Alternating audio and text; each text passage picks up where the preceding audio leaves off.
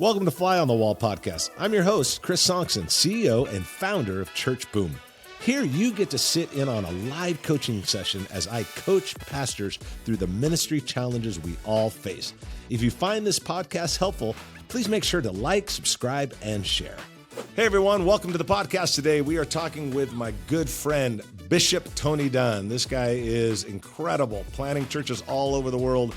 And we're talking today about getting the right people in the right seats. Such a crucial part if you want to continue to grow your church and your ministry. But before we jump into it, I want to remind you to always hit up churchboom.org.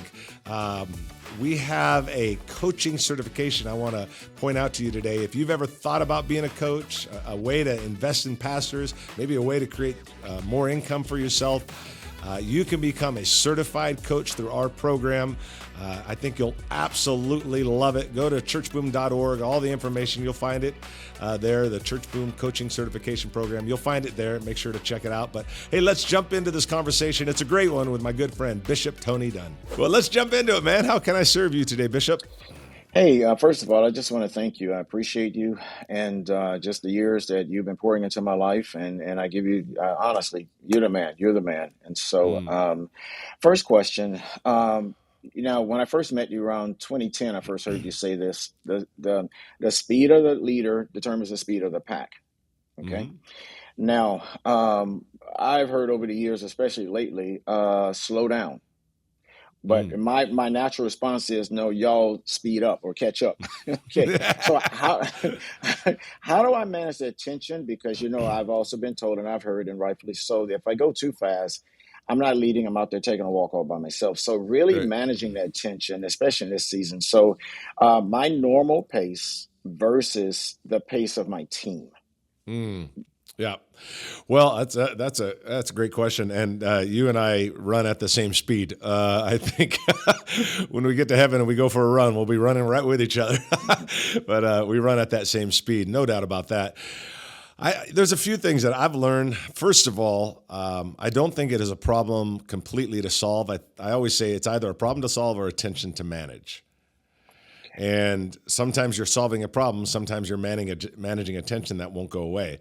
I don't know if it forever goes away, but I do think that there are some things that we can do. I've learned over the years, for me personally, I've learned, if I could back up just a little bit, I've learned to make sure that the people that I hire or the people that are closest to me share in the same values that I share. And if the value is work hard, let's get it done, sort of a value, then I want to make sure that I'm surrounding my people that are like that. And sometimes a staff member may say to me, I feel like I'm here to balance you out. No, that's my wife's job. Your job is to run. I listen to my wife for the wisdom on when to slow down, not you. And I don't mean that mean, but it's kind of funny that sometimes people do that. But I think it's important to, one, surround yourself with people that share somewhat of that same type of value of let's get it done and let's make it happen and work hard. I think it's important, and I don't think everybody's going to run at your speed. You run very fast and you run very hard, but I don't think everybody's going to run at your speed. But I think they do have to somewhat share at the same value, because if they don't share at the same value, they'll criticize what you're doing in order to feel better about what they're doing. And people have a tendency of doing that. People tend to weaponize their spirituality or their preference with spirituality. People will weaponize their preference with spirituality. So, hey, you should blank. You should do more blank. What they're doing is they're weaponizing their preference of the way they want to live their life or the way they want to run a church or the way they want to run a ministry. They're weaponizing their preference and somehow making it spiritual. And so that's why I say you got to be careful when someone weaponizes their preference with spirituality, because when they do that, it can get a little dangerous. So what I encourage you to do is, one, think about moving forward, who's on my team. Think about communicating, this is what I value. They're not going to run at your speed. Whatever, if you run at whatever, 9.0 and they're running at 7.0, that's still strong. They're just not going to run at your speed, and that's okay. But they have to value it, and they have to at least be able to know that they can somewhat keep up. Hustle is a big deal to you. Yeah. I know you enough that you're going to get annoyed from those that don't hustle. And they have to share that value. It doesn't mean they're going to run as fast as you. They may be in a different place in life. They may have 2 children that are 8 and 10, and it's just different for them. But they need to value it, and they need to run at their best pace, but they also need to value it. And that's one thing that I always have to remind myself. My kids are adult, your kids are adult, but when they were 5 and 8, you don't miss the Little League games. You don't miss the soccer games, and so that can be perceived as not hustling when in reality, they're in a different season. And if they're in a different season, that's okay, as long as they value it. As long as when it's time to run, they run. And that's just something I think that, one, I think it's on us to make sure we're bringing the right people on the team, and 2, it's on us to make sure that we have a perspective of the season that they're in. And if they value it and they're in a different season, that's okay. But getting the right people on the team, especially as fast as you're growing and all that God is doing, everything for you is about the right people on the team. Everything for you is about the right people on the team. You've grown so fast. God has done extraordinary things. I never forget what I call the Chris and Tony breakthrough conversation when I was sitting on the phone with you and a Carl's Jr. And you remember that conversation? Yes. And all of a sudden there was a breakthrough. Something happened, and God just did some awesome things. Now we're here. Bishop Tony is here. That's awesome. But who you surround yourself with, those top 3 or 4 or 5 people will determine how far and fast you go. So talked a little bit about being careful, different seasons, making sure that they value that, but know going forward, and I'm kind of speaking into an area you didn't ask about, but know going forward that Bishop Tony still has a lot of years and a lot of tread on the tire. Who you put yourself around is so important, because if you're a 9 on a scale from 1 to 10, and I think you're a high-level leader, and you put 3 or 4 4s around you, you're no longer a 9. Your corporate average is 6. And so you need to, everything is about getting the right people around you. For you, right. For where you're at, And so having those people around you. But anyway, I hope that helps, but no, it does. Yeah, it does. Absolutely. Good. Let me ask you, still in that same vein. Okay. So I want to make sure I'm managing my expectations of leaders correctly. So I'm doing my best to identify them, so like I know Maxwell once said, and I remember talking to Mark Cole about this too, about just my expectations. So if someone, let's say, is a 7, how do I know, or 6, let's say 6. Okay. So how do I get him to a 7, maybe an 8? How do I identify that and just my time with that? Because I don't want to set someone up for failure, and I don't want to have unreasonable expectations. Okay. So, and I appreciate what you said about time, but I'm 62. Okay. So the clock's ticking. Okay. And in fact, and my last question today is going to be talking about legacy. So I'm recognizing that too. So I want to maximize this. So just your thoughts about helping someone, identifying someone, if they have the potential to move up a space or 2, a number or 2. Your thoughts about that? Yeah, absolutely. So I'll give you a quick example. My son played baseball. He's a left-handed pitcher, played baseball all the way through college. I had an opportunity to talk to a scout. I think he was from the Red Sox one time at what they call a showcase. When my son was a senior, they showcased 1,500 players, and that's how they all get drafted or brought up into college. So I'm sitting there with the Red Sox pitching guy. He's a guy that's recruiting. And he said something I thought, oh my goodness, that is so good. What a great leadership thought. He said, we'll bring up, say, into the minors, we'll bring up, or a college guy can do this, 5 pitchers, and they all pitch 88 to 92 miles an hour. Now, he said, they're all pitching the same level. He said, what we need to figure out is which one of these have the ability to go to 100 miles an hour. They're all at 90 right now, but who has the ability ability?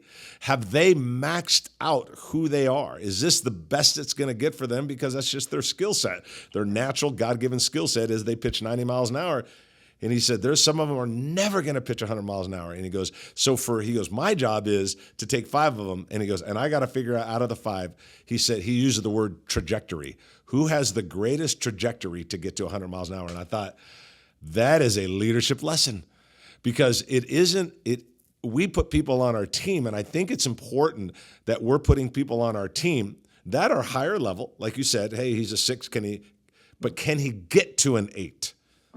Can he get to an 8? Because I think I can get him to an 8, but I can only get him to an 8 if he has the potential to get to an 8.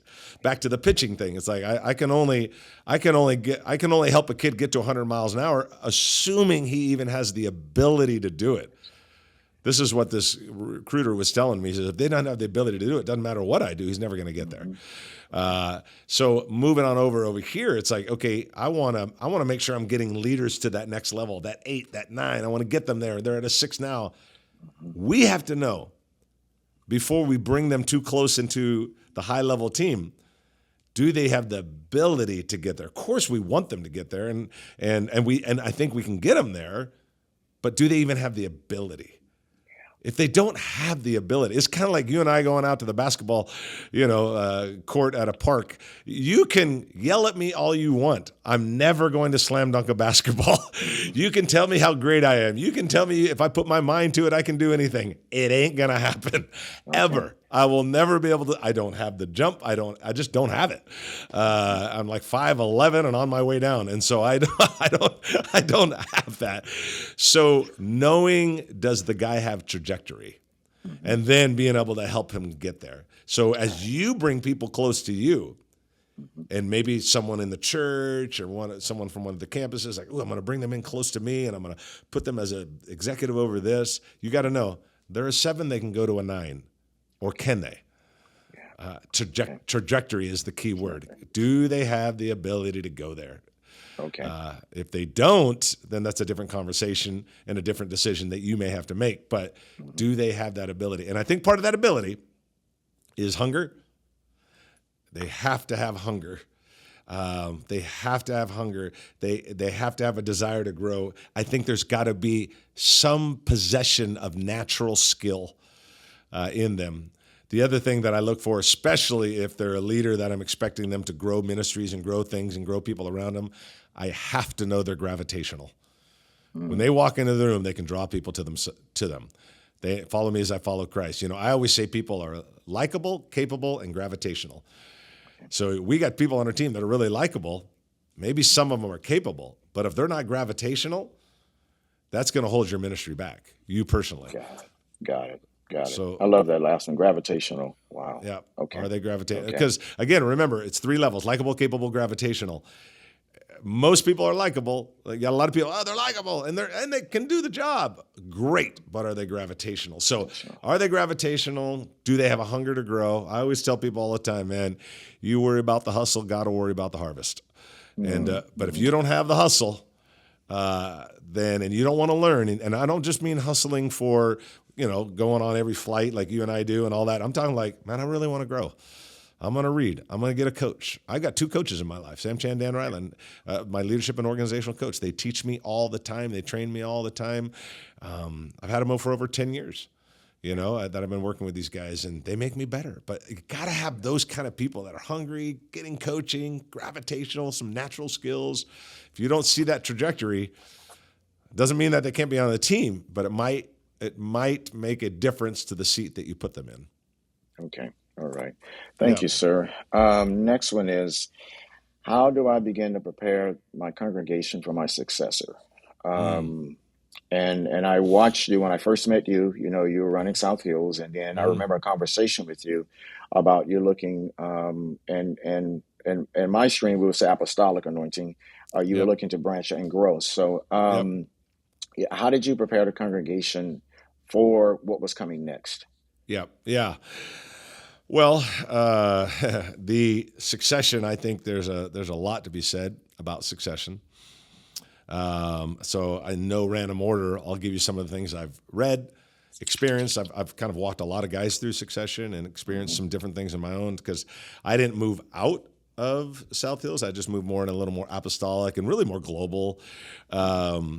So I think a couple things have to be decided.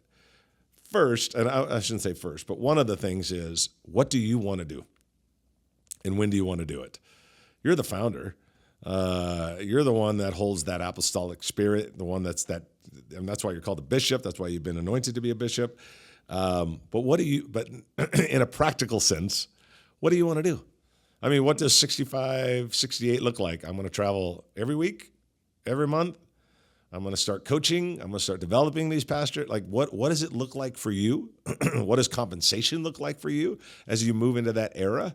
Okay, well, maybe it's not full, but maybe it's this, maybe it's 80%, maybe it's, okay. I think you have to have an understanding of that, and I think your board needs to be prepared for that.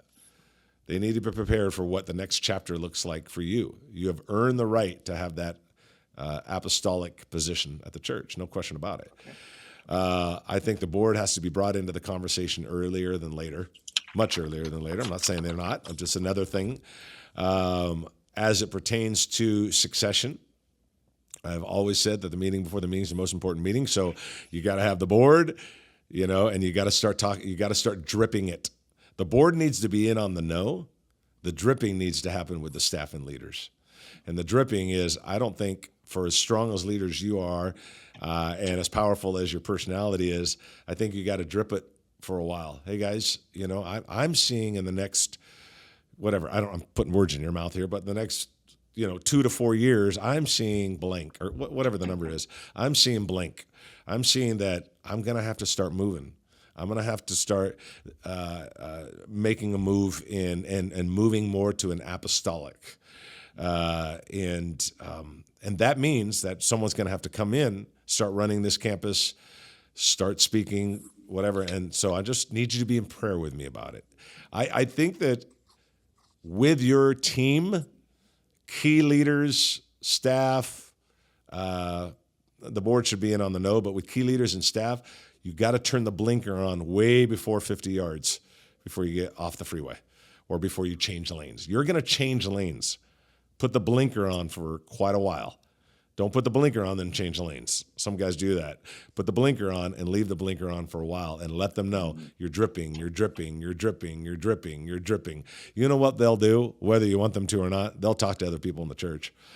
And as long as you've got their energy and their positiveness of like, hey, succession is part of ministry, this could be happening in the next couple of years, they're going to drip it to their friends. But if you've got the leaders with you and the staff, you don't need to ask them to drip it. They'll drip it. They're going to talk whether you ask them to or not. And so it starts getting out. But turn that blinker on for a long time. Find that right person. Bring them in over a period of time. And then the baton is being handed off slowly, and you're moving into your next lane. But knowing what you want, bring the board in early, turn the blinker on for quite a while with your staff and your key leaders. You got to have that blinker on for a while. And you got to find someone coming into your position, and I'm assuming you're going to move into that apostolic sort of role. I don't see you retiring. I don't even think that's in your vocabulary. So you're going to naturally bring someone in. That right there is very crucial that you bring in the right person. It's got to be someone that believes in you, believes in what's happening, sees you still as the leader, submits to your authority. Is that meaning that and I think you have to decide, is there a succession to the campus you're at, which is the original campus? Is that what it is? So is their title lead pastor or campus pastor? I think that changes things a little bit. Not I'm all into title, but it changes a mindset to be like, no, you're not the leader of New Day. Mm-hmm. You are the campus pastor of the original campus of New Day. Right. Okay. Knowing that changes everything, because if you tell someone they're a lead pastor, that's totally different than saying you're a campus pastor. Got it. Okay. So that language is important. Okay. No, that's great. Thank you. Last thing for me. One of the other podcasts I watched recently, you mentioned you were reading a book Who before how, I believe, or who then how. Who, not how. Who, not how. Yeah. And I Yeah. want to make sure I grab that. But have you completed it? Your thoughts about Yep. it? Because I'm actually adding that to my list. Yep. Well, Who Not How is a great book. Okay. I've recommended it to everybody. I don't seem to be getting any royalties for it, but yeah, if the authors are listening, please feel free to reach out with a check. But Who Not How, when I read it, and man, did I grab a hold of it, and I've been teaching the concept. Here's what it did for me. It's not that I didn't already feel that way. It crystallized for me the importance of it and the priority of it that I wasn't putting on it. Okay. I was like, yeah, I know that. And you'll read the book and go, I know that. But what I walked away was going, okay, it's not just I know that. It's like, whoa, it is way incredibly important. It is everything. That's why back up 8 minutes ago when I said everything's about who you get yourself around, I probably wouldn't have been saying that so strong before the book, but I'm reading it and just realizing as I look through my life, when I had the right who's in place, things soared. When I didn't, it was a problem. And one thing that is said in the book, and I've retaught it many places, is that the how, if your how isn't that big, then the who doesn't matter. Yeah, if it's like, well, I just want to run a church and everything's good, then whatever, that's fine. Then your who isn't that important. If your how's not that big, who's not important. So if you kind of draw a triangle and say, here's the goal, whatever the goal is, okay. If it's not really that big of a deal, then just go straight to how. Just go do it. Figure out how to do it. You know how to do it. Yeah. And I always liken it to but if it's a big one, you got to go right to who. So the NASA thing is the example I give. You probably heard on the podcast, but the NASA thing is what I give. Like when the president calls and says, we want to get to the moon. Okay, let's say you and I are the directors of NASA. We're like, what? No one's ever been there before. So what do? We don't go to how. Right. We go to who. Now, if the president said, we want you to build a rocket, we've already done that 50 times. That goes up it goes up in the air. We can go right to how. But if we want to go to the moon, which no one's ever done it before, you and I are going, what in the world? The president just told us we got to go. So we go right to who, and we're going after engineers, mathematicians, et cetera, et cetera. We're getting the right who's on the team. We don't care where they come from, what country they come from. Just get us the right who's on the team, because the how is so big. Your how is so big. Your thing is so big. The vision God's given you is massive. So your whole thing has to be who. Who do I get on the team? Not only to take over the original campus, which was the succession talk, but who's going to raise funds to keep this thing going? Who's going to create content to make sure everybody's following the same content? Who's the content creator? Who's the finance director or fundraiser? Who's going to make sure that these people are being ministered to, these campus pastors, so I can move up? For you, the who is radically important. So yes, love the book. Yes, I think it's amazing. It could not be more timely for your life. It is everything where you're at right now. And you already know it. It's not like, someone says, oh, the team members on your team are real important. Chris and Tony are going, duh. But when you read it, you're like, okay, it's not just important. Yeah. It's everything. Okay. And who you get on the team. So yeah, read the book, put the right people on the team.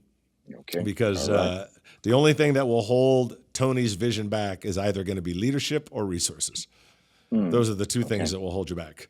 So solve the leadership problem. And I think when you solve the leadership problem, you can, if you create a structure, you can solve the resource problems as well and start raising even more funds. Because I believe in you, dude. I think what God's doing in your life is unreal.